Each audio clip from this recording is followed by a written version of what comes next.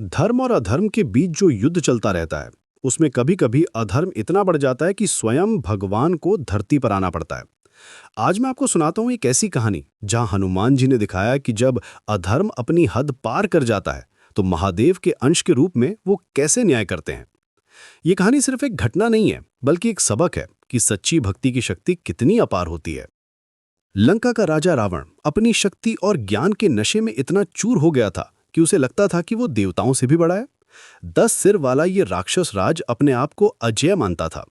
उसने हजारों साल की कठोर तपस्या करके ब्रह्मा जी से वरदान पाया था कि कोई देवता, दानव या राक्षस उसे मार नहीं सकता। सोने की लंका का ये मालिक समझता था कि अब वो मृत्यु से भी ऊपर है, लेकिन अहंकार में डूबे रावण को ये नहीं पता था कि उसने वानर और मनुष्य को इस वरदान से बाहर रखा है। ये उसकी सबसे बड़ी भूल थी। रावण की दुष्टता दिन प्रतिदिन बढ़ती जा रही थी। वो ऋषि मुनियों को परेशान करता, उनके यज्ञों में विघ्न डालता, निर्दोष लोगों पर अत्याचार करता और अपनी शक्ति का गलत इस्तेमाल करता था। देवता भी उससे डरने लगे थे।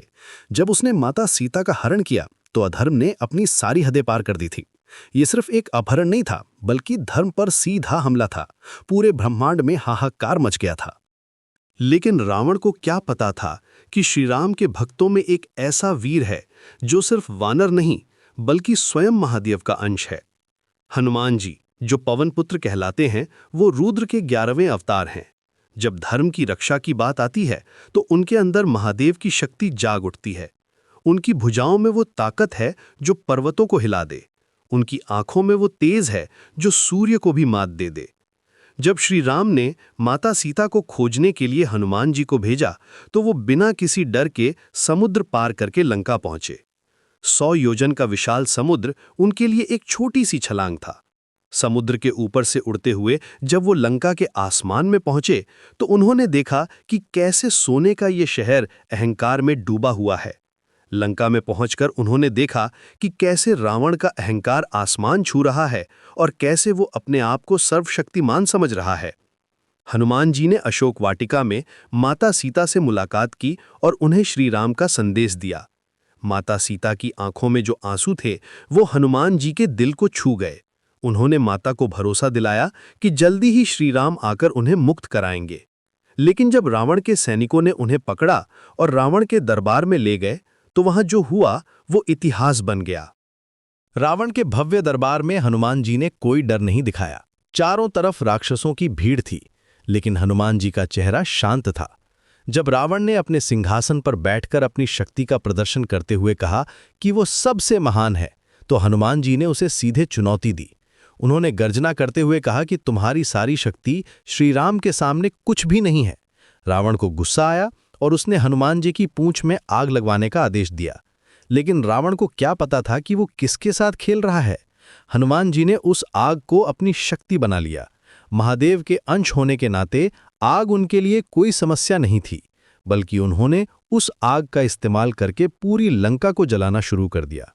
जैसे ही वो अपना रूप बढ़ाकर विशाल हो गए, पूरी लंका कांपने लगी। जब हनुमान जी ने लंका को जलाया, तो ये सिर्फ एक शहर का जलना नहीं था, ये अधर्म के विनाश का प्रतीक था। हर जलती हुई इमारत, हर जलता हुआ महल रावण के अहंकार को चुनौती दे रहा था। सोने की लंका की आग में रावण की सारी शक्ति और गर्व जलकर राख हो गया। आसमान लाल हो गया था और धुआं इतना घना था कि सूर्य भी छुप गया था।